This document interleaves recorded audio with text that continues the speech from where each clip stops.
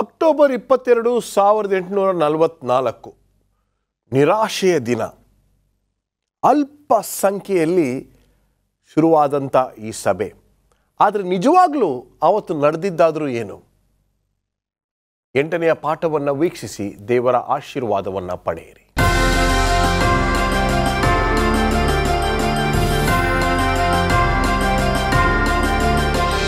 ನಮಸ್ಕಾರ ಪ್ರಿಯ ವೀಕ್ಷಕರೇ, ಯೇಸು ಕ್ರಿಸ್ತನ ಮಧುರ ನಾಮದಲ್ಲಿ ನಿಮ್ಮೆಲ್ಲರಿಗೂ ಸುಸ್ವಾಗತ.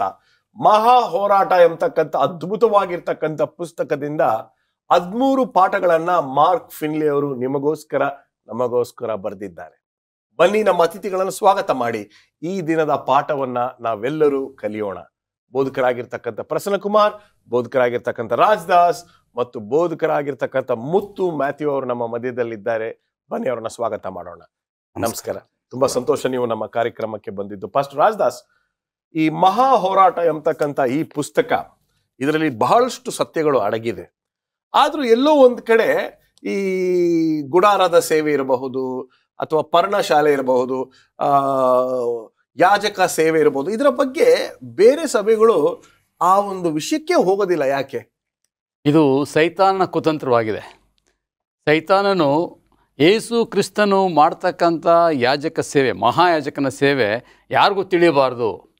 ಅದು ಅವ್ರಿಗೆ ಆಶ್ಚರ್ಯ ಉಂಟು ಮಾಡ್ಬೇಕು. ಅವರು ಹೊರಗಡೆ ಬಂದ ತಕ್ಷಣ ಎಲ್ರಿಗೂ ಆಶ್ಚರ್ಯ ಆಗುತ್ತೆ, ಅಯ್ಯೋ ನಮಗೆ ಗೊತ್ತೇ ಇರಲಿಲ್ಲ ಅಂತೇಳಿ.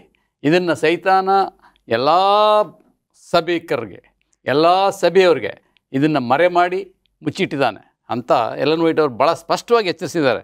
ಇದನ್ನು ನಾವು ಅನೇಕರು ತಿಳಿಸಬೇಕಾಗಿದೆ. ವಂಡರ್ಫುಲ್. ಸ್ಮರಣ ವಾಕ್ಯವನ್ನು ಓದಬೇಕು ಅಂತ ಕೇಳ್ಕೊಳ್ತೇನೆ. ಬೋಧಕರಾದ ಮುತ್ತು ಇಬ್ರಿಯರಿಗೆ ಬರೆದಂತ ಪತ್ರಿಕೆ 8ನೇ ಅಧ್ಯಾಯ 1 ಮತ್ತು 2ನೇ ವಚನ. ದೇವರ ವಾಕ್ಯ ಈ ರೀತಿ ಹೇಳುತ್ತೆ, ನಾವು ಈಗ ಹೇಳುವ ಸಂಗತಿಗಳಲ್ಲಿ ಮುಖ್ಯವಾದ ಮಾತೇನೆಂದರೆ, ಪರಲೋಕದೊಳಗೆ ಮಹತ್ವವುಳ್ಳ ದೇವರ ಸಿಂಹಾಸನದ ಬಲಗಡೆಯಲ್ಲಿ ಆಸನಾರೂಢನಾದಂತಹ ಮಹಾಯಾಜಕನು ನಮಗಿದ್ದಾನೆ. ಈತನು ಪವಿತ್ರ ಸ್ಥಾನದಲ್ಲಿ, ಅಂದರೆ ಮನುಷ್ಯನು ಹಾಕದೆ ಕರ್ತನೇ ಹಾಕಿದ ನಿಜವಾದ ದೇವದರ್ಶನ ಗುಡಾರದಲ್ಲಿ ಯಾಜಕೋದ್ಯೋಗ ನಡೆಸುವವನಾಗಿದ್ದಾನೆ. ವಂಡರ್ಫುಲ್. ಈ ಮಹಾ ನಿರಾಶೆಯ ದಿನ, ಈಗ ದ ಗ್ರೇಟ್ ಡಿಸಪಾಯಿಂಟ್ಮೆಂಟ್ ಡೇ ಅಂತ ನಾವೇ ಹೇಳ್ಕೊತಾ ಇದ್ದೀವಿ. ಇದು ಎಲ್ಲರಿಗೂ ಗೊತ್ತಿದೆಯಾ? Is great disappointment, this incident, is it well known around the world? ಇಡೀ ಲೋಕಕ್ಕೆ ಈ ಒಂದು ವಿಷಯದ ಮಾಹಿತಿ ಇದೆಯಾ? ಖಂಡಿತವಾಗಿಯೂ ಅನೇಕರಿಗೆ ಇದರ ಮಾಹಿತಿ ಇಲ್ಲ.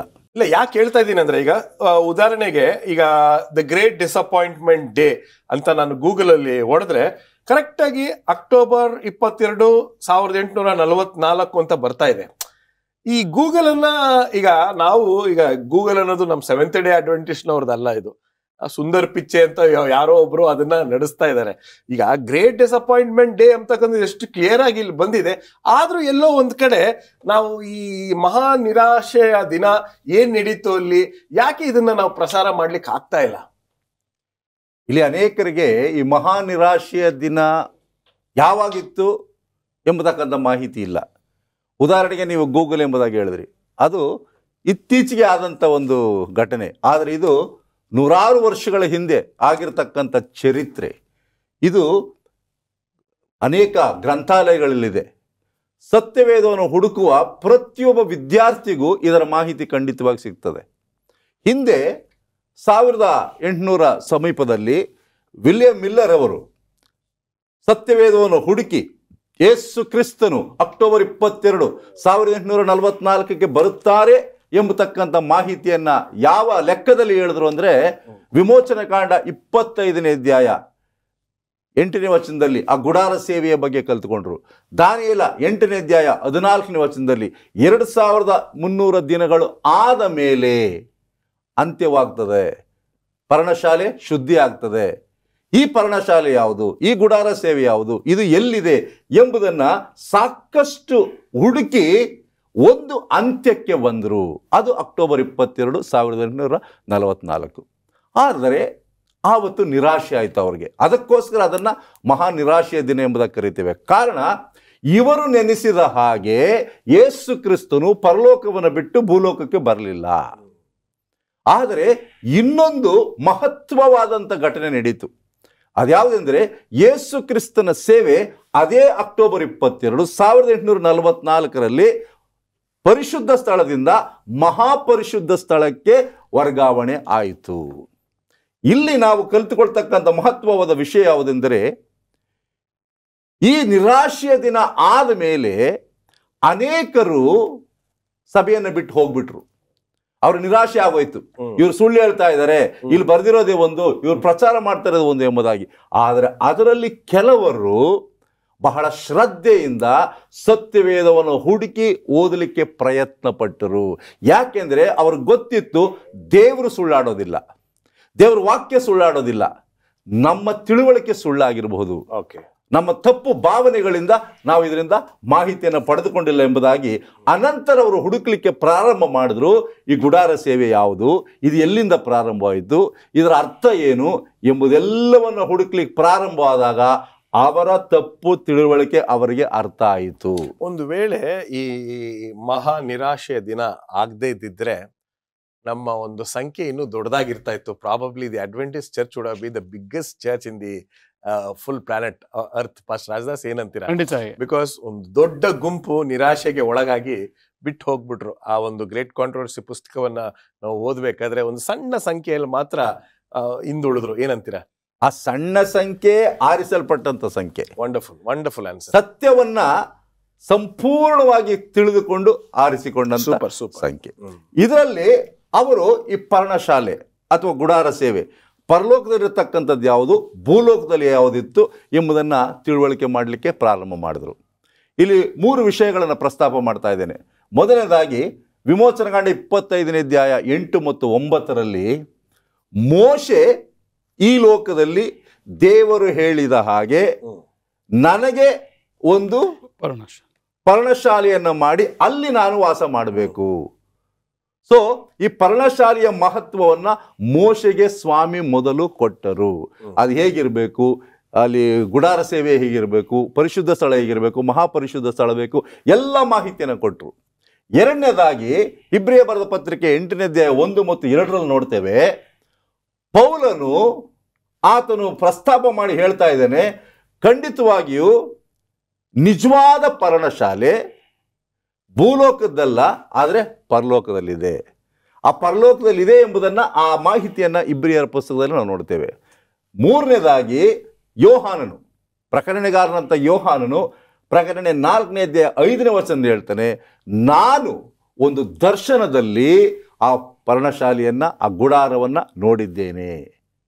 ಸೊ ಇದೆಲ್ಲ ಮಾಹಿತಿಯನ್ನು ನಮಗೆ ತಿಳಿದುಕೊಳ್ಳುವಾಗ ಖಂಡಿತವಾಗಿಯೂ ಒಂದು ಒರಿಜಿನಲ್ ಸ್ಯಾಂಕ್ಚುರಿ, ಅಂದರೆ ಮೂಲವಾದಂಥ ಗುಡಾರದು ಒರಿಜಿನಲ್ ಯಾವುದು ಸತ್ಯವಾಗಿದೆ ಅದು ಖಂಡಿತವಾಗಿದೆ, ಅದು ಪರಲೋಕದಲ್ಲಿದೆ. ಆ ಸೇವೆಗೋಸ್ಕರ ಯೇಸು ಕ್ರಿಸ್ತನು ಪರಿಶುದ್ಧ ಸ್ಥಳದಿಂದ ಮಹಾಪರಿಶುದ್ಧ ಸ್ಥಳಕ್ಕೆ ತನ್ನ ಸೇವೆಯನ್ನು ವಿಸ್ತಾರ ಮಾಡಿದನು. ಜನರು ತಪ್ಪಾಗಿ ತಿಳಿದುಕೊಂಡು ಯೇಸು ಕ್ರಿಸ್ತನು ಈ ಲೋಕಕ್ಕೆ ಬರ್ತಾನೆ ಎಂಬುದಾಗಿ ಪ್ರಚಾರ ಮಾಡುವಾಗ ಇದು ಸುಳ್ಳಾಯಿತು. ಆದರೆ ಸತ್ಯವು ಯಾವತ್ತೂ ಸುಳ್ಳಾಗೋದಿಲ್ಲ, ದೇವರು ಸುಳ್ಳಾಡೋದಿಲ್ಲ. ನಮ್ಮ ತಿಳುವಳಿಕೆ, ನಮ್ಮ ಅನಿಸಿಕೆ, ನಮ್ಮ ಬುದ್ಧಿ ನಮಗೆ ಮೋಸ ಮಾಡಬಹುದು ಹೊರತು ದೇವರ ವಾಕ್ಯ ಯಾವತ್ತೂ ಮೋಸ ಮಾಡೋದಿಲ್ಲ. ವಕೀಲರು ನ್ಯಾಯಾಧೀಶನು ಆದಂತ ಆ ದಿನದ ಬಗ್ಗೆ ನಾವು ಇನ್ನೂ ಸ್ವಲ್ಪ ಕಲಿಯೋಣ. ಈಗ ಒಂದು ಸಣ್ಣ ವಿರಾಮಕ್ಕೆ ಸಮಯ ಆಗಿದೆ. ಒಂದು ಸಣ್ಣ ವಿರಾಮದ ನಂತರ ನಮ್ಮ ಚರ್ಚೆ ಮುಂದುವರಿಯುತ್ತೆ. Welcome back. ಬನ್ನಿ ನಮ್ಮ ಚರ್ಚೆಯನ್ನು ಮುಂದುವರಿಸ್ಕೊಂಡು ಹೋಗೋಣ. ಹೀಬ್ರೂ ಕಲಿತಿರ್ತಕ್ಕಂಥ ಬೋಧಕರಾದ ರಾಜದಾಸ್ ಅವರು ಇರ್ತಕ್ಕಂಥ ತುಂಬಾ ಸಂತೋಷ. ಯೋಮ್ ಕಿಪೋರ್ ಆ ಒಂದು ದೋಷ ಪರಿಹಾರಕ ದಿನದ ಬಗ್ಗೆ ಮಾಹಿತಿಯನ್ನು ನೀಡಿ. ಇಸ್ರೇಲರ ಕಾಲದಲ್ಲಿ ಮಹಾದೋಷ ಪರಿಹಾರಕ ದಿನ ಅಂತ ಆಚರಣೆ ಮಾಡ್ತಾ ಇದ್ರು. 7ನೇ ತಿಂಗಳು 10ನೇ ದಿನದಲ್ಲಿ ಈ ಹಬ್ಬವನ್ನು ಆಚರಿಸ್ತಾ ಇದ್ರು. ಆ ಮಹಾದೋಷ ಪರಿಹಾರಕ ದಿನದ ಮುನ್ನ ಏನಾಗ್ತಾ ಇತ್ತು, ಪರ್ಣಶಾಲೆಯಲ್ಲಿ ಪ್ರತಿದಿನ ಮನುಷ್ಯರು ಪಾಪಕ್ಕೋಸ್ಕರ ಯಜ್ಞವನ್ನು ತಂದಾಗ ಯಜ್ಞವನ್ನು ವಧಿಸಿ ಅದರ ರಕ್ತವನ್ನು ಯಾಜಕರು ತೆಗೆದುಕೊಂಡು ಹೋಗಿ ಆ ಪರ್ಣಶಾಲೆಯಲ್ಲಿ ಚಿಮ್ಮಡಿಪಡಿಸ್ತಾ ಇದ್ರು. ಅದು ಶೇಖರಣೆ ಆಗ್ತಾಯಿತ್ತು. ಅವರ ಪಾಪಗಳೆಲ್ಲ ಪರ್ಣಶಾಲೆ ಒಳಗಡೆ ಶೇಖರಣೆ ಆಗ್ತಾಯಿತ್ತು. ಆದರೆ ಮಹಾದೋಷ ಪರಿಹಾರಕ ದಿನದಂದು ಆಗ್ತಕ್ಕಂಥ ಕಾರ್ಯ ಅದು ಅದ್ಭುತವಾದಂಥ ಕಾರ್ಯ. ಆ ಯಾಜಕ ಮಾಡೋ ಸೇವೆ ಮಹಾಯಾಜಕ ಮಾಡ್ತಾ ಇದ್ದ. ವರ್ಷಕ್ಕೆ ಒಂದೇ ಸಾರಿ ಯಾಜಕ ಪ್ರತಿದಿನ ಮಾಡ್ತಾ ಇದ್ದ. ಆದರೆ ಮಹಾದೋಷ ಪರಿಹಾರಕದ ದಿನದಲ್ಲಿ ಮಹಾಯಾಜಕನು ಈ ಕಾರ್ಯ ಮಾಡ್ತಾ ಇದ್ದ. 2 ಹೋತಗಳನ್ನು ತರಿಸ್ತಾ ಇದ್ದ. ಒಂದು ಹೋತ ಕ್ರಿಸ್ತನನ್ನು ಸೂಚಿಸುವಂಥದ್ದು, ಮತ್ತೊಂದು ಸೈತಾನನ್ನು ಸೂಚಿಸುವಂಥದ್ದು. ಆ ಕ್ರಿಸ್ತನನ್ನು ಸೂಚಿಸುವಂಥ ಹೋತವನ್ನು ಆತನ ವಧಿಸಿ ಆ ರಕ್ತವನ್ನು ತೆಗೆದುಕೊಂಡು ಹೋಗಿ ಪ್ರೋಕ್ಷಿಸಿ ಪರ್ಣಶಾಲೆಯಲ್ಲಿ ಶೇಖರಣಾಗಿರ್ತಕ್ಕಂಥ ಎಲ್ಲ ಪಾಪಗಳನ್ನು ಆತನ ಹೊರಗೆ ತರ್ತಾ ಇದ್ದ. ಕ್ಲೆನ್ಸಿಂಗ್ ಅಂತ ಹೇಳ್ತಾರೆ, ಶುದ್ಧೀಕರಣ ಆಗ್ತಾ ಇತ್ತು. ಇದು ಮಹಾದೋಷ ಪರಿಹಾರಕದ ಹಬ್ಬದ ಸಂಕೇತವಾಗಿತ್ತು. ಮಹಾದೋಷ ಪರಿಹಾರಕದಲ್ಲಿ ದೋಷ ಪರಿಹಾರಕ ಪ್ರತಿದಿನ ಆಗ್ತಾ ಇತ್ತು ಪರಿಶುದ್ಧ ಸ್ಥಳದಲ್ಲಿ. ಮಹಾದೋಷ ಪರಿಹಾರಕ ಅದು ಮಹಾಪರಿಶುದ್ಧ ಸ್ಥಳದಲ್ಲಿ ಆಗ್ತಾ ಇತ್ತು. ಮಹಾಯಾಜಕ ಈ ಹೋತದ ರಕ್ತವನ್ನು ತೆಗೆದುಕೊಂಡು ಹೋಗಿ ಮಹಾಪರಿಶುದ್ಧ ಸ್ಥಳದಲ್ಲಿ ದೇವರ ಪರ್ಣಶಾಲೆ, ದೇವರ ಮಂಜೂಷದ ಪೆಟ್ಟಿಗೆ, ಆ ಮಂಜೂಷದ ಪೆಟ್ಟಿಗೆ ಒಳಗಡೆ ಏನಿತ್ತು? ದೇವರ ವಾಕ್ಯವಿತ್ತು, ಆಜ್ಞೆಗಳಿತ್ತು. ಆಜ್ಞೆಗಳ ಮೇಲೆ ದೇವರ ಪ್ರಭಾವ ಇತ್ತು. ಆ ದೇವರ ಮಹಿಮೆಯನ್ನು ಆತನು ಎದುರಿಸ್ಲಿಕ್ಕೆ ಆಗದೇ ಇದ್ದರೆ ನಾಶ ಆಗ್ತಾ ಇದ್ದ.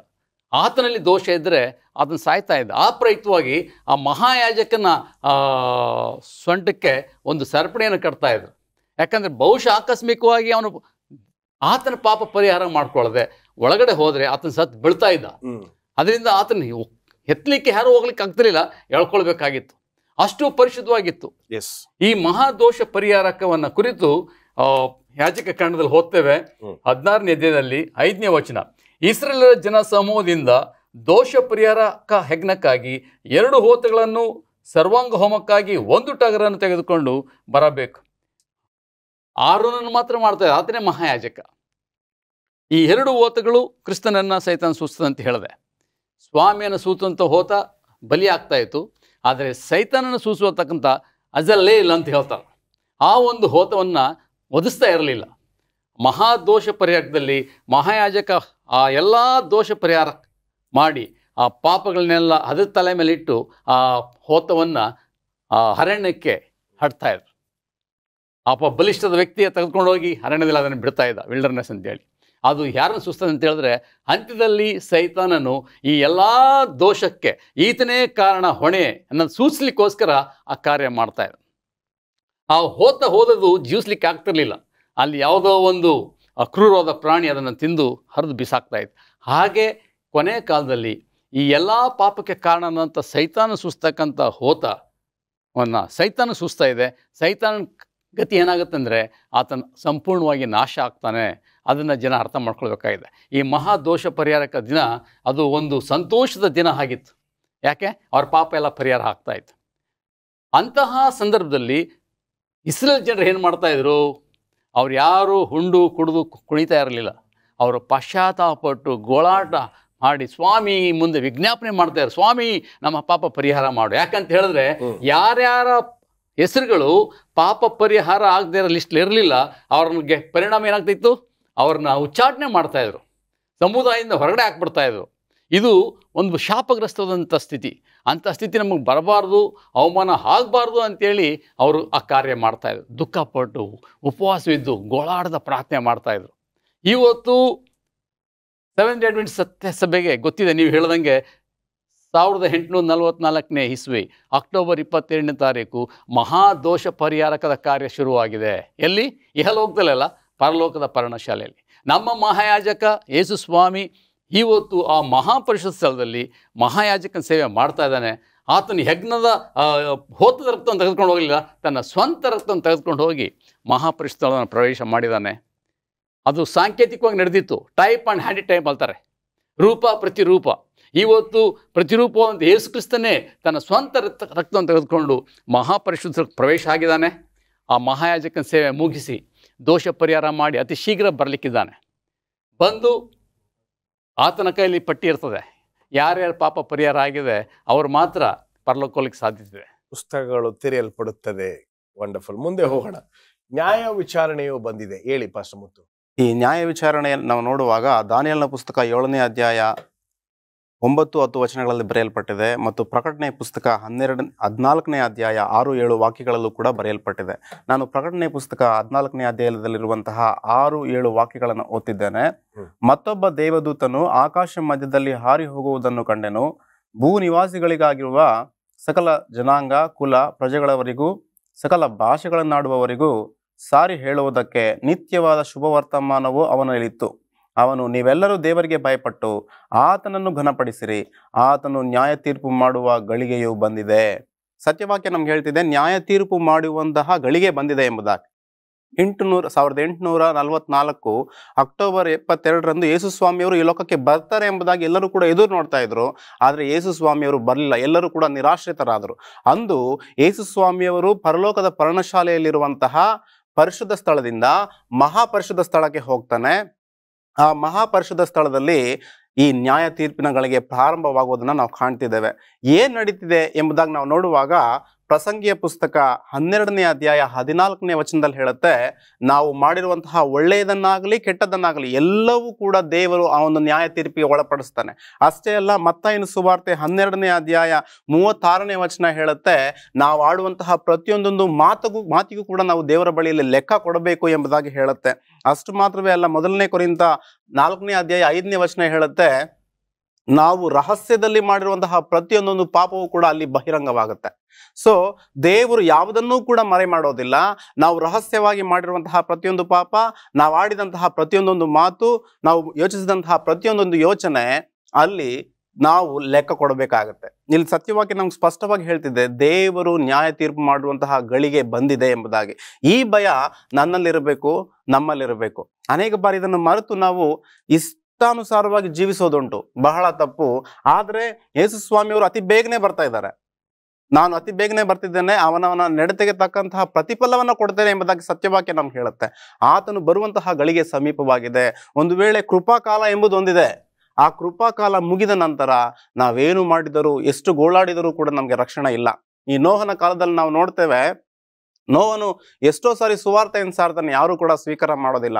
ದೇವರು ಆತನನ್ನ ಆ ನಾವೆಯೊಳಗೆ ಕಳುಹಿಸಿ ಕದವನ್ನ ಹಾಕ್ತಾನೆ, ಬಾಗಿಲನ್ನು ಹಾಕ್ತಾನೆ. ಅಲ್ಲಿಗೆ ಕೃಪಾಕಾಲ, ಈ ಲೋಕದ ಜನರಿಗೆ ಕೃಪಾಕಾಲ ಮುಗಿದು ಹೋಗುತ್ತೆ. ಅಂದು ಎಷ್ಟೋ ಜನರು ಮಳೆ ಬರೋದನ್ನ ಕೊಂಡು ನಾವೆಲ್ಲರೂ ಕೂಡ ಸಾಯ್ತಿದ್ದೇವೆ, ನಮ್ಮನ್ನು ಕಾಪಾಡು ನೋವನೆ ಎಂಬುದಾಗಿ ಮೊರೆ ಇಟ್ಟಾಗಲೂ ಸಹ ಬಾಗಿಲು ತೆರೆಯಲ್ಪಡಲಿಲ್ಲ, ಅವ್ರು ಯಾರು ಕೂಡ ರಕ್ಷಣೆ ಆಗಲಿಲ್ಲ. ಸೊ ನಾವು ಕೂಡ ಅಷ್ಟೇ, ಆ ಕೃಪಾಕಾಲ ಇರುವಾಗಲೇ ಕ್ರಿಸ್ತನ ಕಡೆಗೆ ತಿರುಗಿಕೊಳ್ಳಬೇಕು. ಕ್ರಿಸ್ತನ ಕಡೆಗೆ ನಾವು ತಿರುಗಿಕೊಂಡಾಗ ದೇವರು ನಮಗೆ ರಕ್ಷಣೆಯ ಭಾಗ್ಯವನ್ನು ಕೊಡುವಂಥವನಾಗಿದ್ದಾನೆ. ಒಂದು ಸಣ್ಣ ವಿರಾಮ. Welcome back. ಬನ್ನಿ ನಮ್ಮ ಚರ್ಚೆನ ಮುಂದುವರಿಸ್ಕೊಂಡು ಹೋಗೋಣ. ಬುಧವಾರದ ಪಾಠಕ್ಕೆ ಬಂದಿದ್ದೇವೆ. ಮಹಾ ಹೋರಾಟ ಎಂಬತಕ್ಕಂಥ ಈ ಪುಸ್ತಕದಲ್ಲಿ ಇಷ್ಟೆಲ್ಲ ವಿಷಯಗಳು ಇದೆಯಾ ಎಂಬತಕ್ಕಂಥ ಆಶ್ಚರ್ಯವನ್ನ ಮೂಡ್ತಕ್ಕಂಥ ಕೆಲವು ಅಂಶಗಳು ಇಲ್ಲಿದೆ. ಬನ್ನಿ ಈ ದಿನದ ಪಾಠವನ್ನ ನಾವು ಕಲಿಯೋಣ. ಈ ಒಂದು ಸುವಾರ್ತೆಯ ವಿಚಾರ ಇರಬಹುದು ಮತ್ತು ಈ ಮಹಾ ಪರಿಶುದ್ಧ ಸ್ಥಳ ಇರಬಹುದು, ಇದರ ಬಗ್ಗೆ ಮಾಹಿತಿಯನ್ನ ನೀಡಿ ಪಾಸ್ಟರ್ ರಾಜದಾಸ್. ಅನೇಕರಿಗೆ ಪರಿಶುದ್ಧ ಮಹಾಪರಿಶುದ್ಧ ಸ್ಥಳದ ಮಾಹಿತಿ, ಅದರ ಶ್ರೇಷ್ಠತೆ ಅರ್ಥ ಆಗ್ತಾ ಇಲ್ಲ. ಮಹಾಪರಿಶುದ್ಧ ಸ್ಥಳದಲ್ಲಿ ಒಂದು ಶುಭ ಸಂದೇಶ ಇದೆ. ಶುಭ ಸಂದೇಶ ಅಂದರೆ ಗುಡ್ ನ್ಯೂಸ್ ಅಂತ ಹೇಳ್ತಾರೆ. ಏನು ಶುಭ ಸಂದೇಶ? ಪ್ರತಿದಿನ ಯಜ್ಞ ಹೋಮ ಅರ್ಪಿಸುವಾಗ ಯಾಜಕ ರಕ್ತ ಪ್ರೋಕ್ಷಣೆ ಮಾಡ್ತಾ ಇದ್ದ. ಪಾಪ ಪರಿಹಾರಕ್ಕೋಸ್ಕರ ರಕ್ತ ಪ್ರೋಕ್ಷಣೆ ಆಗ್ತಾ ಇತ್ತು. ಯಾವುದ್ರ ರಕ್ತ? ಹೋತದ ರಕ್ತ, ಕುರಿಯ ರಕ್ತ ಪ್ರೋಕ್ಷಣೆ ಆಗ್ತಾ ಇತ್ತು. ಆ ಹೋತ ಮತ್ತು ಕುರಿ ಯಾರನ್ನು ಸೂಸ್ತಾಯಿತು? ಯೇಸು ಕ್ರಿಸ್ತನ ಸೂಸ್ತಾಯಿತು. ಯೇಸು ಕ್ರಿಸ್ತನ ರಕ್ತದಿಂದಲೇ ಪಾಪ ಪರಿಹಾರ ಆಗುತ್ತೆ ಎಂಬ ನಂಬಿಕೆಯಿಂದ ಯಾರ್ಯಾರು ಯಜ್ಞ ಅರ್ಪಿಸ್ತಾ ಇದ್ರು ಅವ್ರ ಪಾಪ ಪರಿಹಾರ ಆಗ್ತಾಯಿತ್ತು. ಆದರೆ ಒಂದೇ ಸರಿ ಅಲ್ಲ, ಪ್ರತಿ ಸಾರಿ ಅವ್ರು ಮಾಡಬೇಕಾಗಿತ್ತು. ಆದರೆ ಯೇಸು ಕ್ರಿಸ್ತನು ನಮಗಾಗಿ ನಿಮಗಾಗಿ ತನ್ನ ಸ್ವಂತ ರಕ್ತವನ್ನು ಸುರಿಸಿ ಮಹಾಪರಿಸ್ಥಳಕ್ಕೆ ತನ್ನ ಸ್ವಂತ ರಕ್ತದಿಂದ ತಂದೆ ಸನ್ನಿಧಾನಕ್ಕೆ ಹೋದಾಗ ನಮ್ಮ ಪಾಪಗಳು ಸಂಪೂರ್ಣವಾಗಿ, ನಮ್ಮ ಪಾಪಗಳಂದರೆ ಬರೀ ಕ್ರೈಸ್ತರ ಪಾಪ ಅಲ್ಲ, ಎಲ್ಲ ಮಾನವರ ಪಾಪ ಕ್ಷಮಿಸಲ್ಪಟ್ಟಿದೆ, ನಮ್ಮದವ್ರಿಗೆ ಮಾತ್ರ. ಇದು ಮಹಾ ಸಂತೋಷ ಸುದ್ದಿ. ಬಹುಶಃ ನಾವು ಯೇಸು ಸ್ವಾಮಿ ಯಜ್ಞವನ್ನು ಅಂಗೀಕರಿಸ್ಕೊಳ್ತಾ ಇದ್ದರೆ ಇವತ್ತು ನಾವು ಸಹ ಬಲಿಯನ್ನು ಕೊಡಬೇಕಾಗಿತ್ತು. ಅನೇಕ ಧರ್ಮದವರು ಇನ್ನೂ ಹಾಗೆ ಮಾಡ್ತಾ ಇದ್ದಾರೆ, ಯಜ್ಞ ಹೋಮ ಅರ್ಪಿಸ್ತಾ ಇದ್ದಾರೆ, ರಕ್ತ ಪ್ರೋಕ್ಷಣೆ ಮಾಡ್ತಾ ಇದ್ದಾರೆ. ಯಾಕಂತ ಹೇಳಿದ್ರೆ ಯೇಸು ಕ್ರಿಸ್ತನ ರಕ್ತದಲ್ಲಿ ಅವರಿಗೆ ವಿಶ್ವಾಸ ಇಲ್ಲ. ಯಾರ್ಯಾರು ಯೇಸು ಕ್ರಿಸ್ತನ ರಕ್ತವನ್ನು ಅಂಗೀಕರಿಸ್ಕೊಳ್ತಾರೆ ಅವರ ಪಾಪ ಸಂಪೂರ್ಣವಾಗಿ ಪರಿಹಾರ ಆಗಿ ಅವರು ಶುದ್ಧೀಕರಿಸಲ್ಪಡ್ತಾರೆ. ಅವರು ದೇವರ ಸ್ವರೂಪವನ್ನು ಹೊಂತಾರೆ, ದೇವರ ಮಕ್ಕಳಾಗುವ ಸೌಭಾಗ್ಯವನ್ನು ಹೊಂತಾರೆ. ಅದೇ ಮಹಾ ಸಂತೋಷದ ಸುದ್ದಿಯಾಗಿದೆ. ಅಷ್ಟು ಪ್ರಸನ್ನ ಅವರೇ, ಕೆಲವರು ನಾನು ಹೇಳೋದು ಕೇಳಿದ್ದೀನಿ, ಯೇಸುವಿನ ರಕ್ತದಲ್ಲಿ ಜಯವಿದೆ, ಯೇಸುವಿನ ರಕ್ತದಲ್ಲಿ ಜಯವಿದೆ ಅಂದರೆ ಅದರ ಒಂದು ಹಿನ್ನೆಲೆ ಇಲ್ಲಿದೆ ಅಂತ ಇವತ್ತು ಗೊತ್ತಾಯ್ತು. ಏನಂತೀರ? ಖಂಡಿತವಾಗಿಯೂ ಯೇಸುವಿನ ರಕ್ತವನ್ನು ಸ್ವೀಕಾರ ಮಾಡಿದ ಪ್ರತಿಯೊಬ್ಬರಿಗೂ ಸಹ ಒಂದು ಭರವಸೆ, ಒಂದು ನಿರೀಕ್ಷೆ, ಒಂದು ಜಯ ಖಂಡಿತವಾಗಿ ಸಿಗ್ತದೆ. ಓಕೆ, ಈಗ ಇಲ್ಲಿ ಪಾಸ್ಟರ್ ರಾಜದಾಸ್ ಅವರೇ, ನೀವು ಸಂಕ್ಷಿಪ್ತವಾಗಿ ಈ ಈ ವಿಚಾರವಾಗಿ ನಮ್ಗೆಲ್ಲರಿಗೂ ಮಾಹಿತಿಯನ್ನ ಕೊಟ್ಟಿದ್ದೀರ. ಇಲ್ಲಿ ಯೇಸು ಸ್ವಾಮಿಯು ನಮಗೋಸ್ಕರ ವಹಿಸಿರ್ತಕ್ಕಂಥ ಪಾತ್ರ ಏನು? ಇವತ್ತು ಆ ಪಾತ್ರ ಸ್ವಾಮಿ ಏನು ಕೊಟ್ಟಿದೆ ಅಂತ ಹೇಳಿದ್ರೆ, ನೀವು ಯೇಸು ಸ್ವಾಮಿ ಈಗ ಆ ಮಹಾಪರಿಶುದ್ಧ ಸ್ಥಳದಲ್ಲಿ ಪರಲೋಕದ ಪರ್ಣಶಾಲೆಯಲ್ಲಿ ಯಾವ ಕೆಲಸ ಮಾಡ್ತದೆ ಅನ್ನೋದನ್ನು ಜನಗಳಿಗೆ ನಾವು ತಿಳಿಸಬೇಕಾಗಿದೆ. ಅನೇಕರಿಗೆ ಅರಿವೇ ಇಲ್ಲ. ಇವಾಗ ಸಹಜವಾಗಿ ಎಲ್ಲ ಬೋಧಕರು ಏನು ಪ್ರಸಂಗ ಮಾಡ್ತಾರೆ, ಯೇಸು ಸ್ವಾಮಿ ಶಿಲ್ಬೆ ಮೇಲೆ ಸತ್ತಾಗ ತೀರಿತು ಅಂತ ಹೇಳ್ದ, ಮುಕ್ತ ಆಯಿತು, ಅಷ್ಟೇ ರಕ್ಷಣೆ. ಅಷ್ಟಕ್ಕೆ ತೀರಲಿಲ್ಲ. ಏನು ತೀರ್ತು? ಯಜ್ಞ ಹೋಮ ಮಾಡೋದು ತೀರ್ತು, ಮುಕ್ತಾಯ ಆಯಿತು, ಅಷ್ಟೇ. ಅದು ಮುಂದೆ ಏನು, ಮೊದಲು ಯಾಜಕರು ಮಹಾಯಾಜಕರು ಏನು ಮಾಡ್ತಾಯಿದ್ರು ಮಹಾದೋಷ ಪರಿಹಾರಕ ದಿನ, ಆ ಕಾರ್ಯವನ್ನು ಇವತ್ತು ಸ್ವಾಮಿ ಪ್ರತಿರೂಪವಾಗಿ ಪರಲೋಕದಲ್ಲಿ ಮಾಡ್ತಾ ಇದ್ದಾನೆ. ಈ ಸತ್ಯವನ್ನು ನಾವು ತಿಳಿಸಬೇಕಾಗಿದೆ. ಇದನ್ನು ತಿಳಿಸ್ತಾ ಇದ್ದರೆ ಆ ಶಾಪ ನಮ್ಮ ಮೇಲೆ ಇರ್ತದೆ. ವಂಡರ್ಫುಲ್. ಗುರುವಾರದ ಪಾಠಕ್ಕೆ ನಾವು ಬರೋದಾದರೆ, ಯೇಸು ಸ್ವಾಮಿಯು ನಮ್ಮ ವಕೀಲರು. ಆ ಒಂದು ನ್ಯಾಯ ತೀರ್ಪಿನಲ್ಲಿ ಅವರ ಪಾತ್ರ ಏನು ಪಾಸ್ಟರ್ ಮುತ್ತು? ನಾವು ಸಾಧಾರಣವಾಗಿ ಈ 10ನೇ ತರಗತಿಯ ಪರೀಕ್ಷೆಗಳು ಪಬ್ಲಿಕ್ ಎಕ್ಸಾಮ್ಸ್ ಇರುತ್ತೆ. ಆ ಎಕ್ಸಾಮ್ಸಲ್ಲಿ ನಮ್ಮ ಸೆಂಟ್ರಲ್ ಇದ್ದಾಗ, ನಮ್ಮ ಶಾಲೆಯಲ್ಲೇ ಸೆಂಟ್ರ್ ಬಿದ್ದಾಗ ಬಹಳ ಸಂತೋಷವಾಗುತ್ತೆ.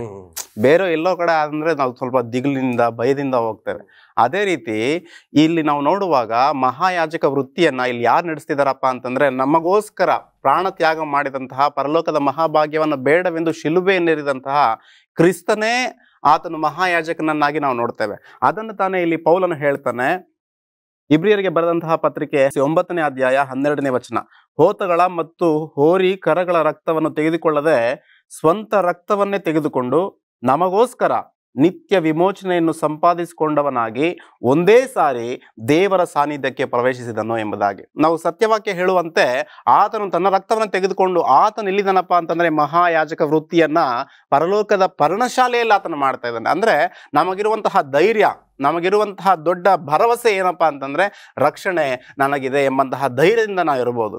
ಹೌದು, ಒಂದಾನೊಂದು ಸಮಯದಲ್ಲಿ ನಾನು ಪಾಪವನ್ನು ಮಾಡಿದ್ದೆ, ನಾನು ದೇವರಿಂದ ತೊಲಗಿ ಹೋಗಿದ್ದೆ. ಆದರೆ ಕ್ರಿಸ್ತನು ತನ್ನ ರಕ್ತದ ಮುಖಾಂತರ ಆ ಪಾಪವನ್ನ ಪರಿಹಾರ ಮಾಡಿ ನನಗೆ ರಕ್ಷಣೆ ಭಾಗ್ಯವನ್ನ ಇಲ್ಲಿ ಈ ವಚನದಲ್ಲಿ ದೇವರು ವಾಗ್ದಾನವನ್ನು ಮಾಡ್ತಿದ್ದಾನೆ. ನಮಗೋಸ್ಕರ ಒಬ್ಬ ಮಹಾಯಾಜಕನಿದ್ದಾನೆ. ಆತನಲ್ಲಿ ನಾವು ಭರವಸೆ ಇಟ್ಟಾಗ ನಮ್ಮನ್ನ ಕೈ ಬಿಡುವುದಿಲ್ಲ. ಖಂಡಿತವಾಗಲೂ ಆತನ ರಕ್ತದ ಮುಖಾಂತರ ನಮ್ಗೆ ಏನ್ ಮಾಡ್ತಾರಪ್ಪ ಅಂತಂದ್ರೆ ರಕ್ಷಣೆಯ ಭಾಗ್ಯವನ್ನ ಕೊಡ್ತಾರೆ ಎಂಬುದಾಗಿ ಸತ್ಯವಾಕ್ಯ ನಮ್ಗೆ ಹೇಳ್ತಿದೆ. ಇದೇ ರೀತಿ ಪೌಲನು ಹೇಳುವಂತಹ ಮಾತನ್ನ ನೋಡೋಣ. ಇಬ್ರಿಯರಿಗೆ ಬರೆದಂತಹ ಪತ್ರಿಕೆ 6ನೇ ಅಧ್ಯಾಯ 19-20 ವಚನಗಳನ್ನ ಬಹಳ ಸೊಗಸಾಗಿ ಹೇಳ್ತಾನೆ. ಈ ಆಧಾರಗಳನ್ನ ಕೊಟ್ಟಿದ್ದರಲ್ಲಿ ದೇವರು ಸುಳ್ಳಾಡಲಾರನು. ಈ ನಿರೀಕ್ಷೆಯು ನಮ್ಮ ಪ್ರಾಣಕ್ಕೆ ಲಂಗರದ ಹಾಗಿದ್ದು ಭರವಸಕ್ಕೆ ಯೋಗ್ಯವಾದದ್ದು ಸ್ಥಿರವಾದದ್ದು ಆಗಿದೆ. ಅದು ತೆರೆಯೊಳಗಣ ದೇವ ಸಾನ್ನಿಧ್ಯವನ್ನು ಪ್ರವೇಶಿಸುವಂಥದ್ದು. ಯೇಸು ಸದಾಕಾಲವು ಮೆಲ್ಕಿಜೆದೆಕನ ತರಹದ ಮಹಾಯಾಜಕನಾಗಿದ್ದು ನಮಗೋಸ್ಕರ ಮುಂದಾಗಿ ಹೋಗಿ ಆ ಸಾನ್ನಿಧ್ಯವನ್ನು ಪ್ರವೇಶಿಸಿದ್ದಾನೆ.